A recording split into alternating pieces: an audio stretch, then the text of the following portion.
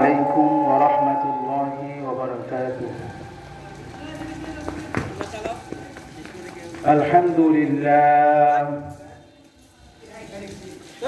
لله وكفى وسلام على عباده الذين اصطفى. أما بعد فأعوذ بالله من الشيطان الرجيم. بسم الله الرحمن الرحيم. يا أيها الذين آمنوا لا تقدموا بين يدي الله ورسوله واتقوا الله إن الله سميع عليم. يا أيها الذين آمنوا لا ترفعوا أصواتكم فوق صوت النبي ولا تجهروا له بالقول كجهر بعضكم لبعض أن تحبط أعمالكم وأنتم لا تشعرون. وقال رسول الله صلى الله عليه وسلم: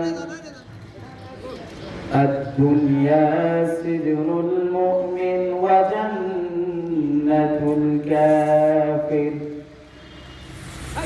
أو كما قال عليه الصلاة والسلام. بلغ العلا بكماله، كشف الدجى بجماله، حسنت جميع خصاله، صلوا عليه وآله.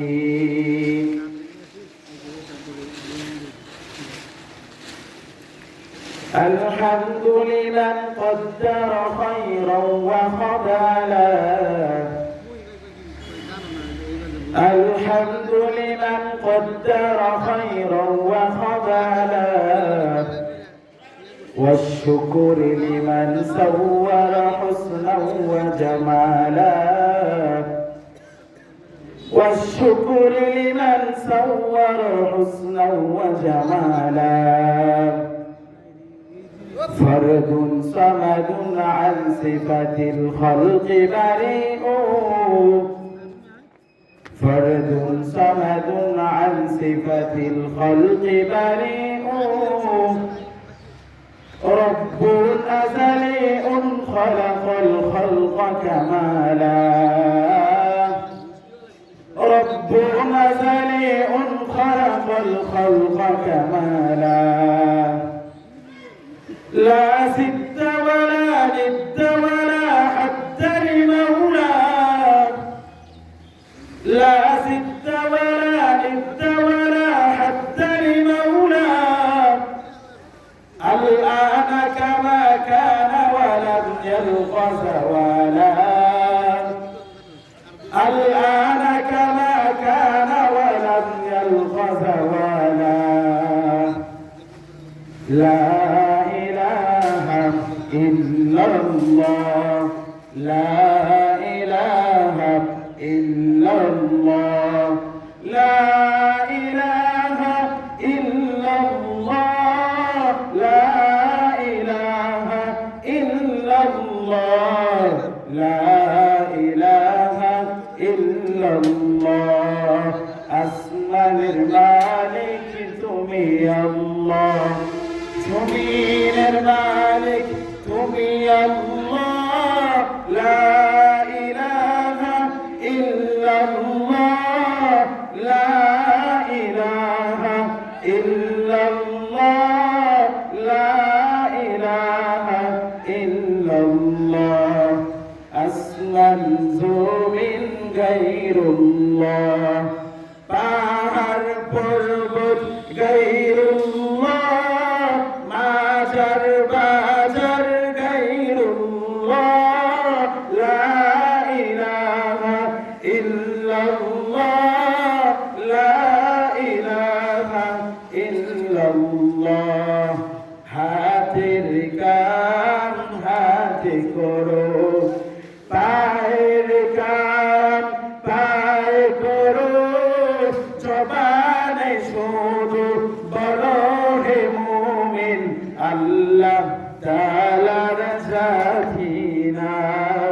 লা ইলাহা ইল্লাল্লাহ লা ইলাহা ইল্লাল্লাহ লা ইলাহা ইল্লাল্লাহ লা ইলাহা ইল্লাল্লাহ। আলহামদুলিল্লাহ, আল্লাহ পাকের দরবারে লাখো কোটি শুকর ও সুজুদ যে মহান রব্বুল আলামিন আপনাকে আমাকে আজকের এই ইসলাহি জলসা খানকায়ে আজহারিয়া রহমাতুল্লাহি আলাইহির মুহিব্বিন মুরিদ্দিন গণের আয়োজনে বার্ষিক ইসলাহি মাহফিল, আল্লাহ সুবহানাহু ওয়া তাআলা আজকের এই মাহফিলকে কবুল করুন। আল্লাহ সুবহানাহু ওয়া তাআলা আমাদের আজহারিয়া রহমাতুল্লাহি আলাইহিকে জান্নাতের উচ্চ মাকাম দান করুন। আল্লাহ তাআলা তার কবরকে জান্নাতের সর্বোচ্চ মাকাম দান করুন। সকলে বলেন আমিন। তো আলহামদুলিল্লাহ, আজকের এই ইসলাহি মাহফিল, ইসলাহি জলসা, এটা আপনার আমার জন্য খুবই গুরুত্বপূর্ণ একটা জলসা। ইসলাহি নফস, ইসলাহ কাকে বলে, ইসলাহি নফস কাকে বলে? যে বলা হয় ইসলাহি নফস, বলা হয় মানুষের অন্তর, নিয়ত, উদ্দেশ্যকে আল্লাহ সুবহানাহু ওয়া তাআলার জন্য পরিশুদ্ধ করা, নিজের নফসকে আল্লাহ সুবহানাহু ওয়া তাআলার জন্য পরিশুদ্ধ করা। আল্লাহ সুবহানাহু ওয়া তাআলা পবিত্র কোরআন মাজিদে বলেন, ক্বাদ আফলাহা মান যাক্কাহা, সে ব্যক্তি সফলকাম হয়েছে যে নিজের নফসকে পরিশুদ্ধ করেছে। ওয়া ক্বাদ খাবা মান দাসসাহা, আর সে ব্যক্তি ধ্বংস হয়েছে যে নিজের নফসকে পরিশুদ্ধ করেছে। যখন আল্লাহ সুবহানাহু ওয়া তাআলা পবিত্র কোরআন মাজিদে এই দুটি আয়াত নাযিল করলেন, তখন পবিত্র মক্কা নগরীতে এই দুটি আয়াত নাযিল করলেন। পবিত্র মক্কা নগরীর মানুষ তখন তাদের অন্তরের ভিতরে বাহ্যিকভাবে তারা গৌরবময় ছিল, কিন্তু অন্তরের দিক দিয়ে, নফসের দিক দিয়ে তারা অন্ধকারে ভরা ছিল। তাদের অন্তর থেকে তারা আমল করতো না। তখন আল্লাহ সুবহানাহু ওয়া তাআলা এই দুটি আয়াত নাযিল করলেন। আল্লাহ সুবহানাহু ওয়া তাআলা বলেন যে ক্বাদ আফলাহা মান যাক্কাহা, সে ব্যক্তি সফলকাম যে নিজের নফসকে আল্লাহ তাআলার জন্য পরিশুদ্ধ করেছে। এই জন্য আমাদের নফসকে পরিশুদ্ধ করতে হবে। এবং আমরা এই নফসকে কোথা থেকে পরিশুদ্ধ করব? আমরা যদি এলাকায় বসে থাকি, আমরা যদি উলামায়ে কেরামের মহব্বতে, উলামায়ে কেরামের সুহবতে না আসি, তাহলে আমাদের এই নফসের যে সমস্যাটা, সেটা সমাধান হবে না। এই জন্য এরকম ইসলাহি মাহফিলগুলোতে আমরা জলদি জলদি চলে আসি ইনশাআল্লাহ। আজকের যে উলামায়ে কেরাম এখানে আসবেন, সকলে অনেক বড় বুজুর্গানে দিন, তাদের মুখ থেকে যদি আমরা সুহবতের কথাগুলো শুনি, আমাদের নফসগুলো পরিশুদ্ধ হবে। দুনিয়াতে যদি আমাদের অন্তর যদি অসুস্থ হয়, আমাদের শরীরে যদি কোনো ক্ষতি হয়, তাহলে সেটা ঠিক করার জন্য যেরকম ভাবে হাসপাতালে যেতে হয়, সেরকম আমাদের নফসকে পরিশুদ্ধ করার জন্য, নফসকে ভালো রাখার জন্য আমাদের এরকম ইসলাহি মাহফিলগুলোতে, ইসলাহি জলসাগুলোতে উলামায়ে কেরামের মহব্বতে এসে আমাদের নফসগুলোকে ঠিক করাতে হবে। যে বলা হয় কোরআন মাজিদে, ইন্নান নাফসা লাআম্মারাতুন বিসসু, নফস হলো মানুষের সবচেয়ে বড় শত্রু। নফস হলো মানুষের সবচেয়ে বড় শত্রু। আরে ভাই, শয়তান আমাদেরকে কম বেশি ঢুকাই দেয়, কিন্তু নফস আমাদেরকে 24 ঘন্টায় প্রত্যেকটা সেকেন্ডে সেকেন্ডে নফস আমাদেরকে ধোঁকা দেয়। নফস আমাদেরকে বলে যে তুমি ঠিক আছো, তুমি গুনাহ করো, আরে এটাই মনে ঠিক। তুমি কাজ করতে থাকো, এটাই মনে হয় ঠিক। আল্লাহ তো দয়ালু, আল্লাহ সবকিছু মাফ করে দিবে, তুমি গুনাহ করতে থাকো। এটা নফস আমাদেরকে সবসময়ের জন্য আমাদেরকে ধোঁকা দেয়। এই জন্য নফসকে পরিশুদ্ধ করতে হবে। আর নফসকে যদি আমরা পরিশুদ্ধ করতে পারি, তাহলে আমাদের অন্তর, তাহলে আমাদের আমলগুলো ঠিক হবে। আজকে দেখা যায় মানুষ নামাজ পড়তেছে, অনেক নামাজি আছে, নামাজ পড়তেছে, কিন্তু অন্তর থেকে অহংকার যায় না। সে কোরআন মাজিদ পড়তেছে, কোরআন মাজিদ শুনতেছে, কিন্তু সেই কোরআন তার জিহ্বাকে সংযত করে না। এই জন্য আমাদের নফসকে ঠিক করতে হবে। নফসকে না ঠিক করলে আমাদের পুরো আমলে আল্লাহ তাআলার কাছে গ্রহণযোগ্য হবে না। রাসূল সাল্লাল্লাহু আলাইহি সাল্লাম বুখারী শরীফের হাদিসের মধ্যে বলেন, আলা ওয়া ইন্না ফিল জাসাদি মুদগাতান, আপনার আমার দেহে একটি গোশতের টুকরা আছে। আপনার আমার দেহে একটি গোশতের টুকরা আছে। আলা ওয়া ইন্না ফিল জাসাদি মুদগাতান, আপনার আমার দেহে একটি গোশতের টুকরা আছে। সে গোশতের টুকরা যদি ঠিক হয়ে যায়, তাহলে আপনার আমার দেহ ঠিক। আর যদি সে গোশতের টুকরা যদি ঠিক না হয়, তাহলে আপনার আমার দেহ নষ্ট হয়ে যাবে।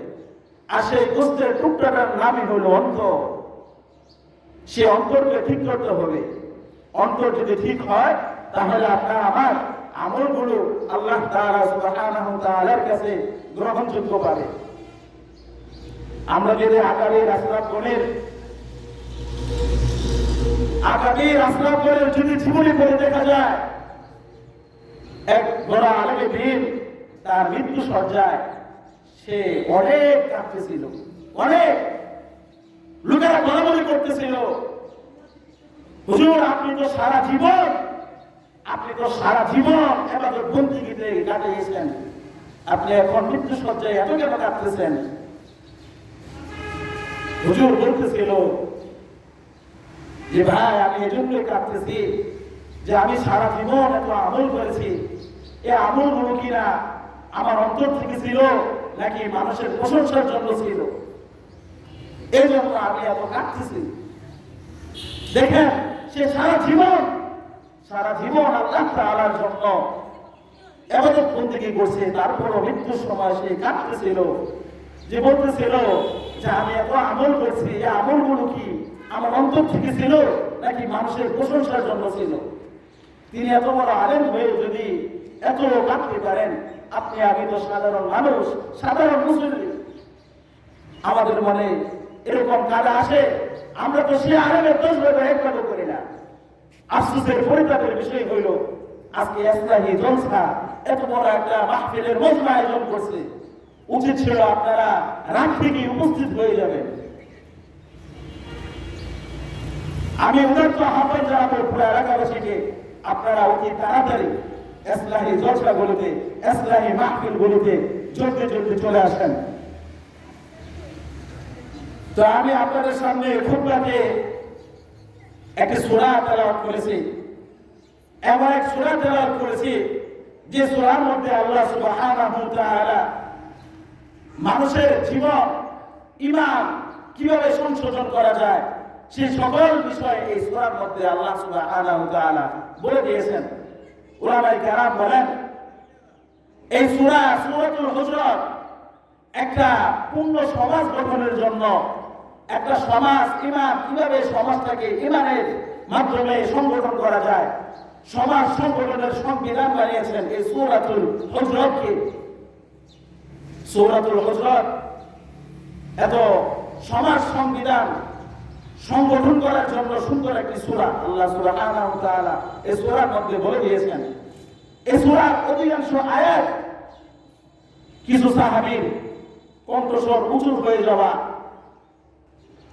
কিছু লোক কোন সংবাদ যাচাই বাছাই নাই করে মানুষের মাঝে প্রচার করা, সমাজে প্রচার করার কারণে সমাজে ঠাট্টা বিদ্রোহ বিভেদ এগুলো হয়ে যাওয়ার কারণে সমাজ ধ্বংস হয়ে যায়। এগুলোর উপর আল্লাহ সুবহানাহু ওয়া তাআলা এই সূরার উপরে আলোচনা করেছেন।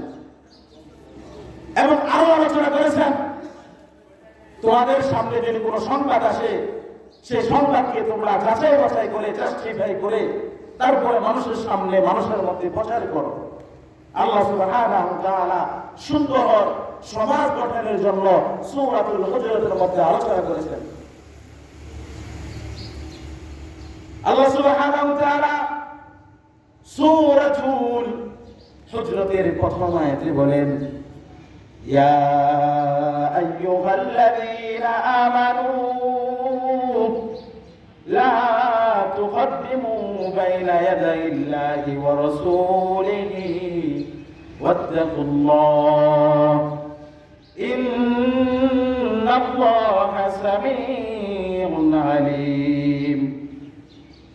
আল্লাহ সুবহানাহু ওয়া তাআলা বলেন, ইয়া আইয়ুহাল্লাযীনা আমানু, হে বিশ্বাসীগণ, হে ঈমানদারগণ, লা তুকদ্দিমু বাইনা ইয়াদাইল্লাহ, লা তুকদ্দিমু বাইনা ইয়াদাইল্লাহি ওয়া রাসূলিহি, তোমরা আল্লাহ সুবহানাহু ওয়া তাআলা ও রাসূলের সামনে আগ বাড়িয়ে কিছু বলো না। ওয়াত্তাকুল্লাহ, আল্লাহ সুবহানাহু ওয়া তাআলাকে ভয় করো। ইন্নাল্লাহা সামিউন আলীম, নিশ্চয়ই আল্লাহ সুবহানাহু ওয়া তাআলা সর্বজ্ঞ, সব বিষয় জানেন। আল্লাহ সুবহানাহু ওয়া তাআলা সূরাতুল হুজরাতের মধ্যে প্রথম আয়াতে কত সুন্দর তরজমা করেছেন। আল্লাহ সুবহানাহু ওয়া তাআলা বলেন, ইয়া আইয়ুহাল্লাযীনা আমানু লা তুকদ্দিমু বাইনা ইয়াদাইল্লাহি ওয়া রাসূলিহি ওয়াত্তাকুল্লাহ, হে ঈমানদারগণ, হে বিশ্বাসীগণ, তোমরা আল্লাহ সুবহানাহু ওয়া তাআলার সামনে এবং রাসূল পাক সাল্লাল্লাহু আলাইহি ওয়াসাল্লামের সামনে আগ বাড়িয়ে কিছু বলো না। অর্থাৎ এখানে এটাই বুঝাইছে যে আল্লাহ সুবহানাহু ওয়া তাআলা ও রাসূল সাল্লাল্লাহু আলাইহি ওয়াসাল্লাম আমাদেরকে যেটা নির্দেশ দিয়েছেন, যেটা হুকুম দিয়েছেন, সেটার উপরে সীমাবদ্ধ হওয়া, সেটার উপরে আমল করা। আল্লাহ সুবহানাহু ওয়া তাআলা রাসূল পাক সাল্লাল্লাহু আলাইহি ওয়াসাল্লাম যে হুকুম আহকাম দিয়ে আমাদেরকে পাঠিয়েছেন, সেই হুকুম আহকামের উপরে যতটুকু মানা, তার থেকে বেশি মানা না, তার থেকে কমও মানা না, ততটুকু আমাদেরকে মানতে হবে। নবী আলাইহিস সালাতু ওয়াস সালামের যুগে এক সাহাবী, সে বেশি ইবাদত করার জন্য সে বলতেছিল যে আজকে আমি সারা রাত নামাজ পড়বো। আরেক সাহাবী বলতেছিল যে আমি সারা বছর রোজা রাখবো। এবং আরেক সাহাবী বলতেছিল যে আমি আমার বিবিদের সাথে আর মিলামেশা করবো না।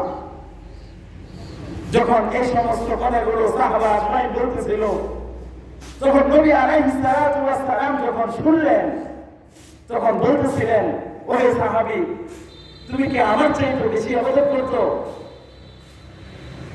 আমি তো আমার বিবিদের সাথে মিলামেশাও করি, আমি তো আমার আল্লাহ তাআলার হুকুম সোমবার বৃহস্পতিবার রোজাও রাখি, আমি তো তাহাজ্জুদ নামাজও পড়ি, সব কিছু করি, আমি ঘুমাইও, কিন্তু তুমি কি আমার চাইতে বেশি করতে চাও?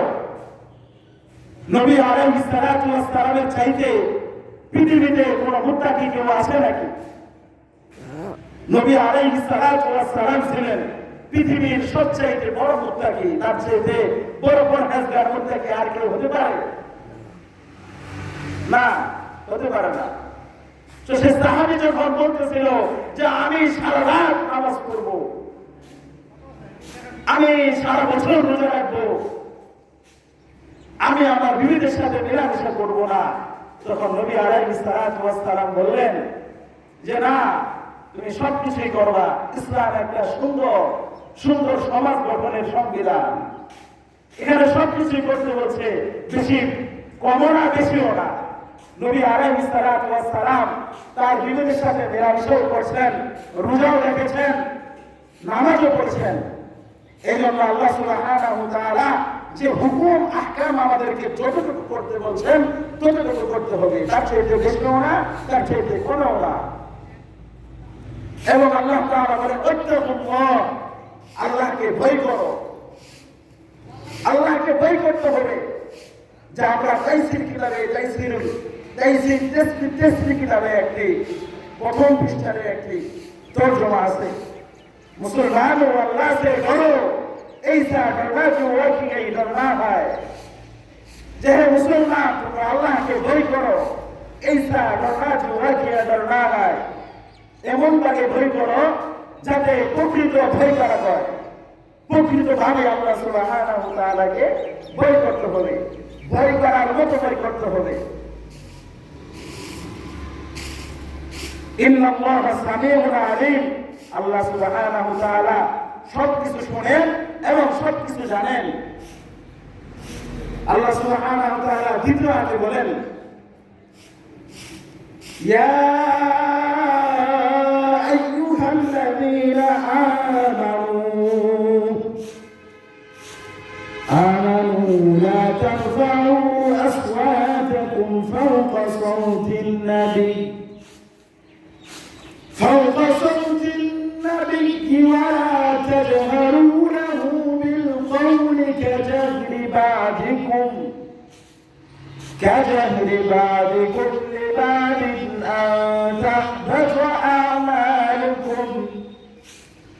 أن تحبط أعمالكم وأنتم لا تشعرون।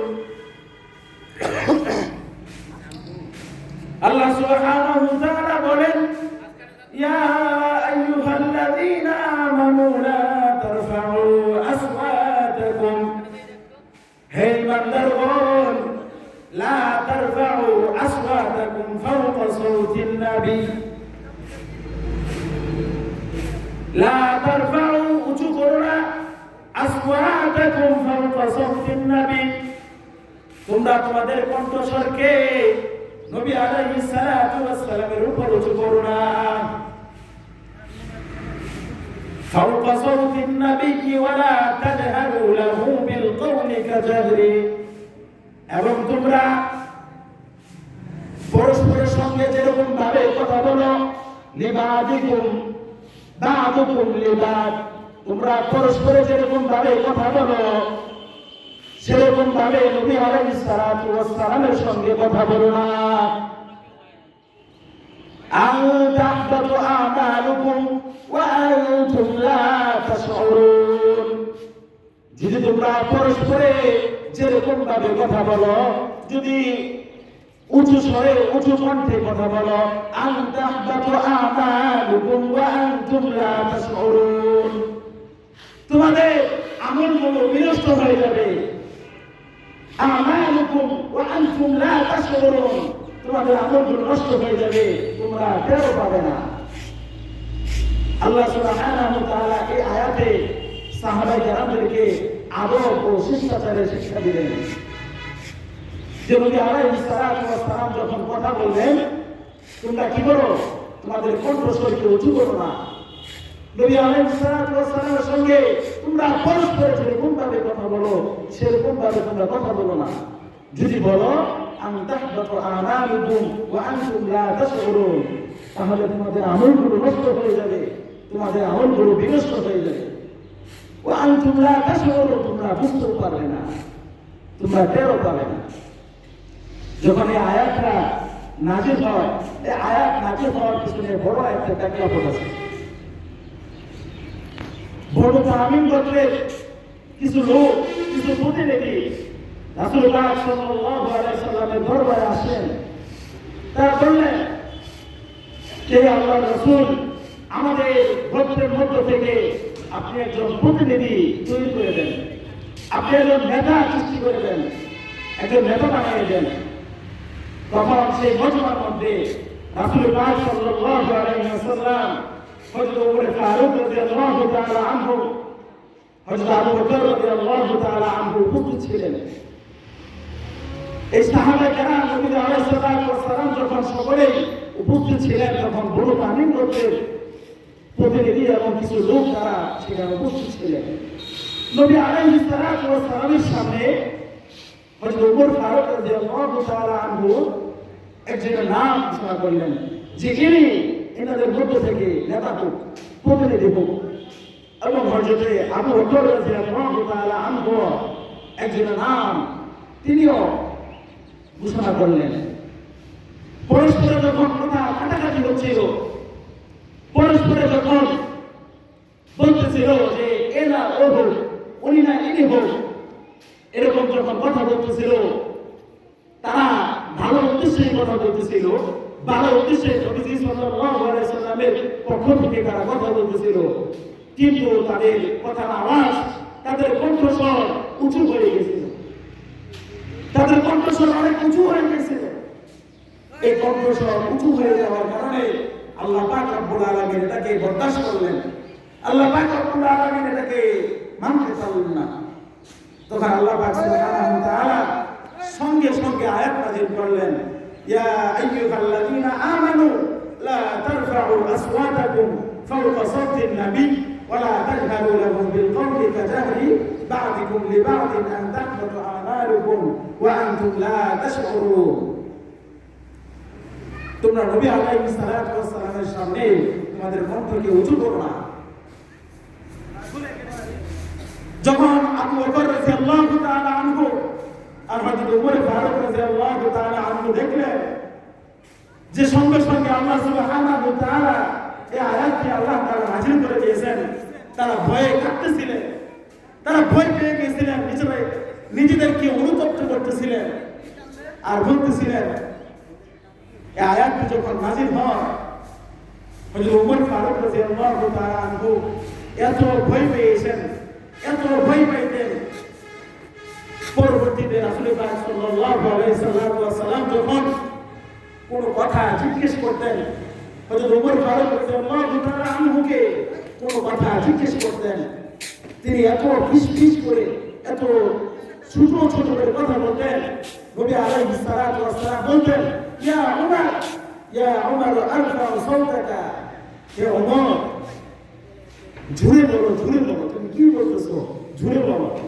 তিনি এত আস্তে কথা বলতেন এই জন্য যে আল্লাহ পাক রব্বুল আলামিন আমার আমলগুলোকে কিনা আনতাহবাত আমালুকুম, আমার আমলগুলোকে কি নষ্ট করে দেয় কিনা। সেম আবু বকর রাদিয়াল্লাহু তাআলা আনহু এত ভয় পেয়ে গেছেন, তিনিও এত আস্তে আস্তে কথা বলতেন, তিনার কথা বোঝা যেত না। আমরা দেখেছি দুনিয়া থাকতে যে 4 জন সাহাবা জান্নাতের টিকিট পেয়ে গিয়েছিলেন, তার মধ্যে 2 জন হলেন হযরত ওমর ফারুক রাদিয়াল্লাহু তাআলা আনহু, হযরত আবু বকর রাদিয়াল্লাহু তাআলা আনহু। তারা জান্নাতে, তারা দুনিয়াতে জান্নাতের টিকিট পাওয়া সত্ত্বেও এত ভয় পেয়ে গিয়েছেন যে তাদের আমলগুলো কি নষ্ট হয়ে গেল কিনা। আর আপনি আমি তো সেগুলো চিন্তাই করি না, কোন জায়গায় কিভাবে কথা বলতে হয় সেটা আমরা জানার চেষ্টাও করি না। বড় বড় ওলামায়ে কেরাম সাহাবাদের সান্নিধ্য লাভ করতে হলে তাদের কাছে যেতে হবে, তাদের কাছে যে সোহবত নিতে হবে, আস্তে আস্তে কথা বলতে হবে। তলবা আজমাইন, তলবা আজিজ, যারা মাদ্রাসার ছাত্র, উস্তাদের কাছ থেকে এলেম শিক্ষা করতে হলে তোমরা নিজেরা পরস্পরে যেরকম কথা বলো, পরস্পরে বন্ধু বান্ধবের সাথে যেরকম উঁচু আওয়াজ দিয়ে কথা বলো, সেরকম ভাবে যদি উস্তাদের সঙ্গে কথা বলো, সেটা আল্লাহ তাআলা বরদাস্ত করবেন। এই জন্য উস্তাদের সাথে কথা বলতে হলেও উঁচু আওয়াজে না, নিচু আওয়াজে কথা বলতে হবে। কারণ উলামায়ে কেরাম, শিক্ষক, ধর্মীয় শিক্ষক, এরা হলেন আল্লাহ তাআলা রাসূল সাল্লাল্লাহু আলাইহি সাল্লামের উত্তরসূরি। এদের সাথে আস্তে আস্তে কথা বলতে হবে। এজন্য আমি এই আয়াতটি আল্লাহ তাআলার পক্ষ থেকে আপনাদের সাথে আলোচনা করলাম। যদি আমি এই আয়াতের উপর আমল করতে পারি, তাহলে আল্লাহ সুবহানাহু ওয়া তাআলা আমাদের জন্য কি রাখছেন? আল্লাহ সুবহানাহু ওয়া তাআলা আমাদের জন্য মহা পুরস্কার রেখেছেন। আমরা যদি উস্তাদের সামনে, সাহাবা আজমানের সামনে, কোন পীরের সামনে যদি আস্তে কথা বলি, তাদের সাথে সম্মান দেখাই, তাহলে আল্লাহ তাআলা আমাদের জন্য কি রেখেছেন? আল্লাহ তাআলা তারপরে আয়াতে বলেন, ইন্নাল্লাযীনা ইয়াগুদ্দুনা আসওয়াতাহুম إن الذين يغضون أصواتهم عند رسول الله أولئك الذين امتحن الله قلوبهم للتقوى لهم مغفرة وأجر عظيم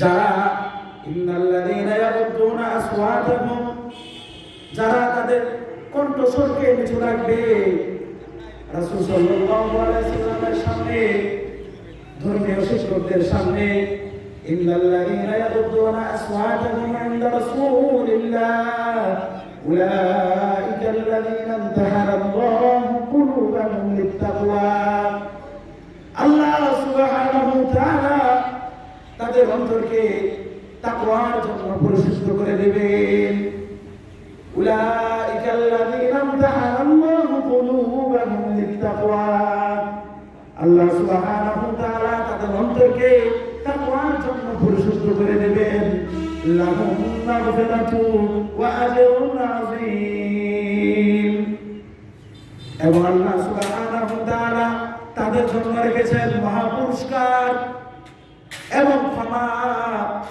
লাহুম মাগফিরাতু ওয়া আজরুন আযীম আল্লাহ সুবহানাহু ওয়া তাআলা তাদের জন্য মহা ক্ষমা এবং মহা পুরস্কারের ব্যবস্থা রাখছেন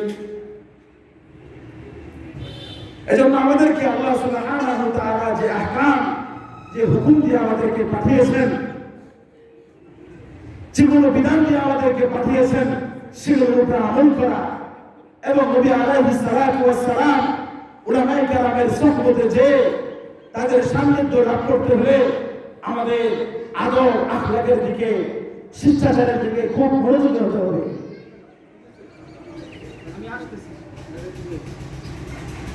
এজন্য আমি উদাত্ত আহ্বান জানাবো পুরো এলাকাবাসীকে আজকের এই ইসলামী জলসায় আমাদের অনেক বুঝে দিন বাংলাদেশের বিভিন্ন জায়গা থেকে তারা আমাদের ইসলামী জলসায় তাশরীফ আনবেন হতে পারে আজকের এই আশা তাদের এই আশার কারণে আমাদের অন্তর আল্লাহ তাআলার জন্য আমাদের এই কলব পরিশুদ্ধ হয়ে যেতে পারে এজন্য আমি সকলকে আহ্বান জানাবো আপনারা অতি দ্রুত আমাদের এই ইসলামী জলসায় যোগদান করেন কিছুক্ষণের মধ্যে আমাদের আমন্ত্রিত উলামায়ে কেরাম তাদের পবিত্র মুবারক জবান থেকে আমাদেরকে ইসলামী বয়ান ইসলামী কথা আমাদেরকে শোনাবেন আমি যে কয়েকটি কথা বললাম অল্প কিছু কথা বলেছি বাংলাদেশে